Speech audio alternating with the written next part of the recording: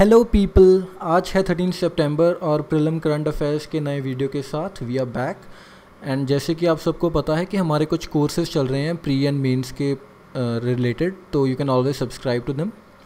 और आज के लेक्चर में हम बात करेंगे बृहदेश्वरा टेम्पल के बारे में, विमेन इन वर्कफोर्स, और कुछ रिवर डैम से रिलेटेड प्रोजेक्ट्स हैं तो उनके बारे में थोड़ा पढ़ेंगे। एंड जो रघुराम राजन जी का लेटर आया था उसके बारे में बात करेंगे। एंड फाइनली जानेंगे कि जो मेडिटेरेनियन से पोल्यूटेंट है वो हिमालयन आइस को कैसे मेल्ट कर रहा है। तो स्टार्ट करते हैं।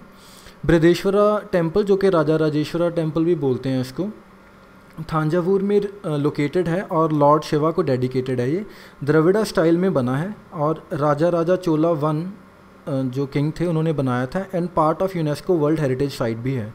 तो एडिशनल इन्फॉर्मेशन आप इसमें क्या गैदर कर सकते हैं, तो एक तो आपको जैसे मालूम होगा कि 3 type of temple making styles हैं, उन नगरा, विसारा और द्रविड़ा।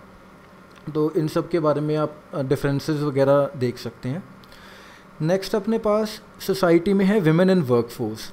तो एक स्टडी आई है जिसने बताया है कि जो विमेन इन इंडिया है वो सबसे कम पार्टिसिपेट कर रहे हैं वर्कफोर्स में, only 24% in the whole of the country.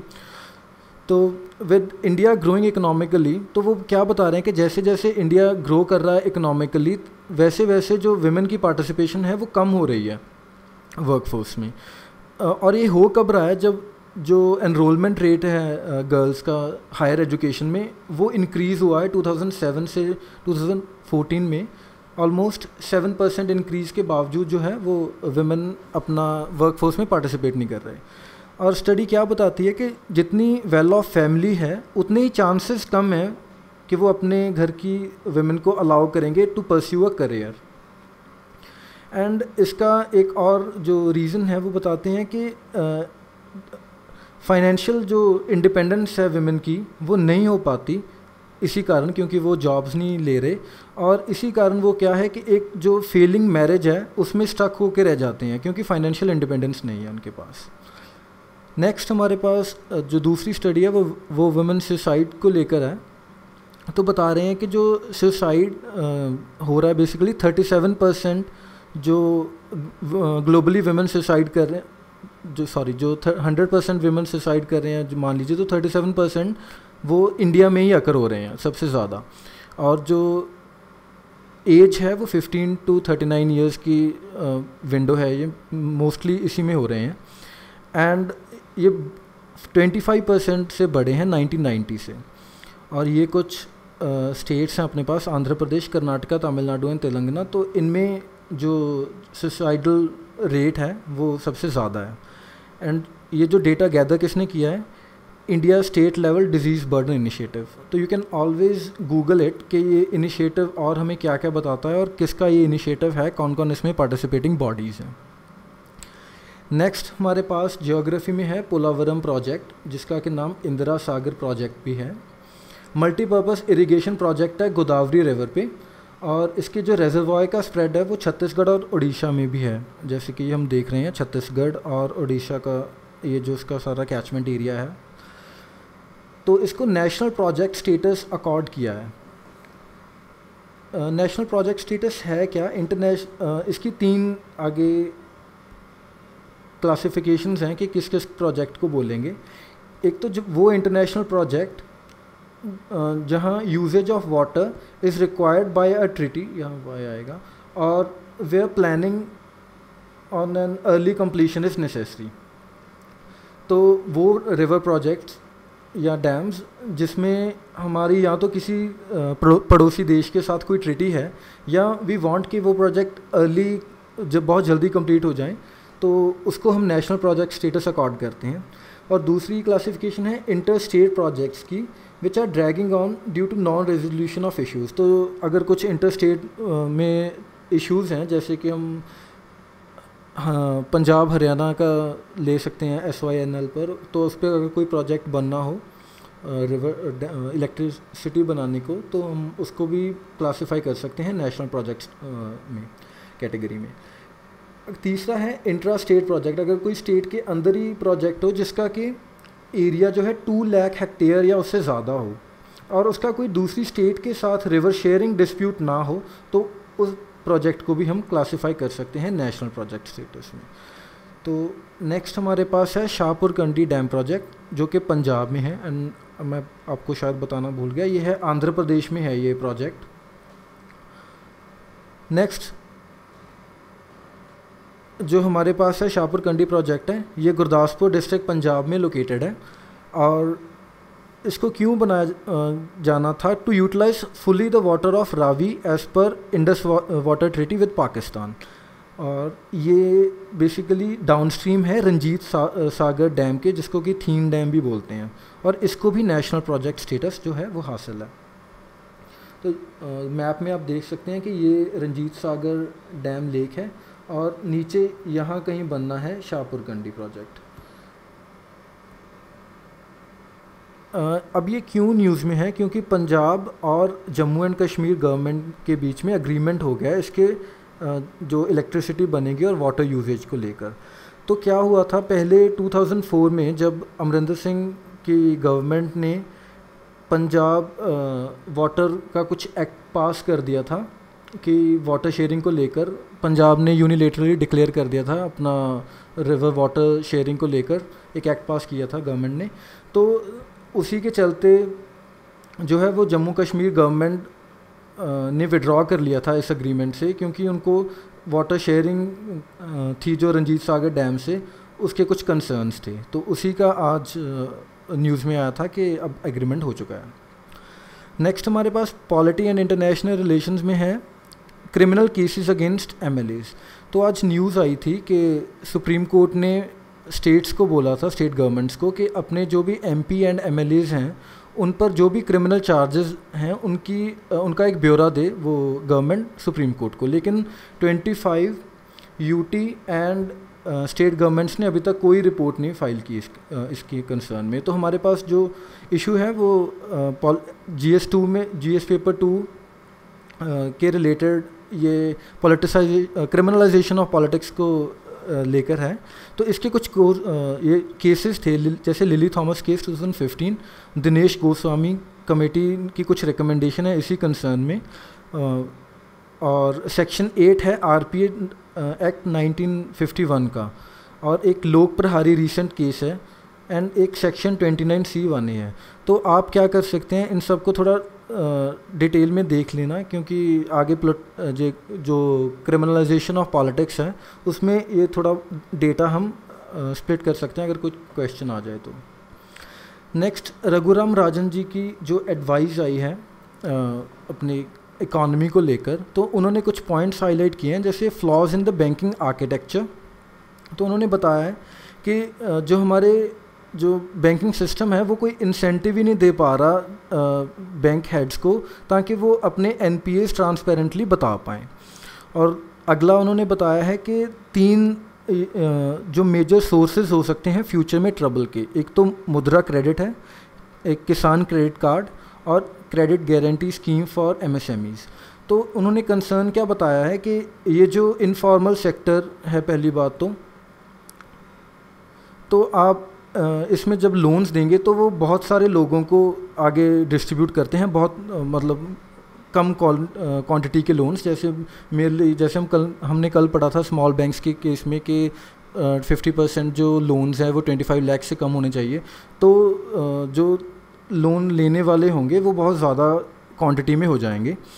तो इससे क्या होगा कि बैंक को ट्रैक करना मुश्किल होगा कि इतने बंदों पर अब और उतने ज़्यादा जो है नज़र रखने वाले बंदे चाहिए। तो इतनी कैपेसिटी नहीं है वो उन्होंने बताया बैंक्स की कि वो ये सब कर पाएँ। तो ये फ्यूचर में ट्रबल का एक सोर्स हो सकता है। तो उन्होंने कुछ सजेशंस दिए हैं कि एक तो प्रोफेशनलाइज करना है हमें अपने बैंकिंग बोर्ड्स को, और वो हम कैसे कर पाएंगे, अगर हमारा ये जो बैंक ब्यूरो है, इंद्रधनुष प्लान था एक प्रीवियस गवर्नमेंट में, उन्होंने कुछ 7 पॉइंट्स दिए थे, जिसमें एक ये BBB भी आता है। तो इसका बेसिक मोटो क्या था कि हमने जो भी बैंक्स के जो हेड्स वगैरह हैं उनको अपॉइंट करना है, तो वो ये बोर्ड करेगा। तो बट इसकी क्योंकि पोलिटिसाइजेशन बहुत हो चुकी है, तो इसी कारण वो प्रोफेशनलिज्म ख़त्म हो गया है ऊपर higher start of the banking इसमें एडमिनिस्ट्रेशन में। तो एक तो उन्होंने इसमें रिफॉर्म्स की बात की है, और दूसरा उन्होंने बताया कि क्यों हम स्टिक करें सिर्फ बैंकिंग सेक्टर से, हम बाहर से भी तो टैलेंट जो है वो अट्रैक्ट कर सकते हैं ताकि हम इसमें वो हेल्प कर सके। और कुछ एडिशनल पॉइंट्स हैं, जैसे कि एक तो क्रेडिबल इंस्टीट्यूशनल स्ट्रक्चर होना चाहिए, क्योंकि अब होता क्या है कि जैसे अब पब्लिक सेक्टर बैंक्स हैं और एक ये गवर्नमेंट है, तो अगर ये बैंक अच्छे से परफॉर्म नहीं कर पा रहे तो गवर्नमेंट क्या करती है खुद से, क्योंकि है तो गवर्नमेंट ही ओनर इसका, तो कैपिटल इन्फ्यूज़ कर दिया या कुछ भी ऐसा करके इनको कवर करती रहती है। तो उन्होंने क्या बोला है कि जब तक हम इस चेन को तोड़ेंगे नहीं, कोई इंटरमीडिएट बॉडी नहीं बनाएंगे ऊपर रेगुलेट करने को इन सब चीज़ों को या देखने को, तब तक ये प्रॉब्लम आगे बढ़ती जाएगी। नेक्स्ट इकॉनमी में हमारे पास है पिंक इकॉनमी। तो ये कुछ टर्म्स हैं जो न्यूज़पेपर में आई थी आज। तो पिंक इकॉनमी का मतलब है कि इनकॉर्पोरेट करना जो LGBTQ कम्युनिटी है एंड उनको कैपिटलिज्म एंड मार्केट इकॉनमी में, ताकि वो भी जो है वो कंट्रीब्यूट कर पाएँ डेवलपमेंट ऑफ द इकॉनमी में। नेक्स्ट है लिंक टैक्स। तो लिंक टैक्स गूगल न्यूज़ के कॉन्टेक्स्ट में हमने न्यूज़पेपर में आज देखा है। इसमें बेसिकली क्या बात हुई है कि यूरोपियन यूनियन का जो पार्लियामेंट है उन्होंने एक एक्ट पास किया है, जिससे कि क्या होगा कि गूगल जो कि एज अ सर्च इंजन है और चैनल की तरह एक्ट करता है किसी दूसरे का स्टफ़ हमें एक्सेस करवाने को, तो उससे वो जो रेवेन्यू अर्न कर रहा है वो शेयर कर पाए जो एक्चुअल पब्लिशर हैं उस कंटेंट के उनके साथ। तो इसको लिंक टैक्स बोला है। नेक्स्ट हमारे पास है अपलोड फ़िल्टर।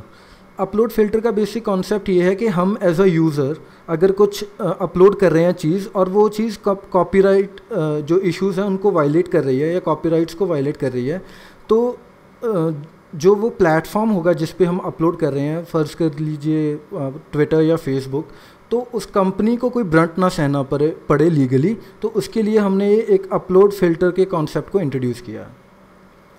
नेक्स्ट हेल्थ में हमारे पास आयुष्मान भारत एक स्कीम है गवर्नमेंट की। तो ये क्यों हम पढ़ रहे हैं, क्योंकि एक लैंसेट जर्नल निकालता है, उसमें काफ़ी तारीफ़ की गई है इस आयुष्मान भारत स्कीम की, जिसको कि मोदी केयर भी बोलते हैं।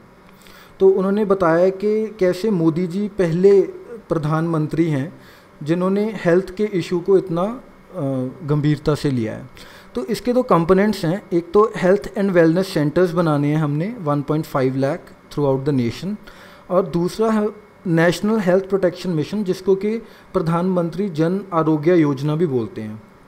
तो इसमें हम क्या करेंगे, अप टू 50 करोड़ पीपल को ₹5 लाख पर फैमिली का सेकेंडरी एंड टर्शरी केयर में इंश्योरेंस कवर देंगे। अगर आपको इस स्कीम में डिटेल में जानना है तो हमारे QRS सीरीज़ में अच्छे से डिस्कस की गई है, तो डिटेल में आप वहाँ देख सकते हैं। नेक्स्ट एनवायरनमेंट में हम बात करते हैं मेडिटेरेनियन ब्लैक कार्बन की, जो कि पल्यूट कर रहा है हिमालयाज़ को। तो एक स्टडी हुई है जिसमें बताया गया है कि जो वेस्टर्न डिस्टर्बेंसेस हैं वो जो ब्लैक कार्बन जनरेट होता है मेडिटेरेनियन सी में, कैसे वो इंडिया तक आ जाता है वेस्टर्न डिस्टर्बेंसेस की वजह से, और जो हमारे हिमालयाज़ हैं उनकी जो आइस स्नो लाइन है उसको कम कर रहा है। तो ब्लैक कार्बन जान लेते हैं क्या है। It is the incomplete combustion of fossil fuels. तो जो फॉसिल फ्यूल्स हैं वो अगर पूरी तरह से बर्न नहीं होते और इनकम्प्लीटली जो उनका मैटर रह जाता है उसको हम ब्लैक कार्बन बोलते हैं। नेक्स्ट साइंस एंड टेक्नोलॉजी में हमारे पास है ice cloud and land elevation satellite 2 ICESat-2। तो ये नासा ने एक नई सैटेलाइट लॉन्च की है that will measure average annual elevation change of land ice covering Greenland and Antarctica. तो जो एलिवेशन चेंज हो रहा है जो आइस कैप्स का अंटार्कटिका एंड ग्रीनलैंड में, उसके डिफरेंस को मेजर करेगी ये, and it will capture 60,000 measurements every second. Security में लास्ट हम देखते हैं रफाल डील जो कि काफ़ी न्यूज़ में है। तो जो रफाल प्लेन्स हैं वो एक दसॉल नाम की एविएशन कंपनी है फ्रांस की, उन्होंने बनाए हैं, and twin engine multi role fighter aircraft हैं। हमने कल ही डिस्कस किया था कि तेजस नाम का एक प्लेन है जो हम भी बना रहे हैं इंडिया में, वो भी मल्टी रोल है लेकिन वो सिंगल इंजन था।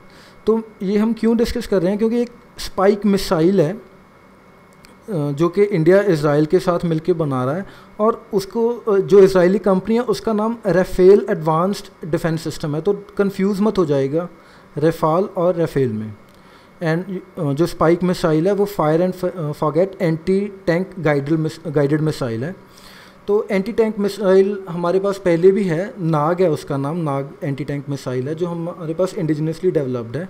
तो ये एक नेक्स्ट वर्जन है spike missile. So thank you so much.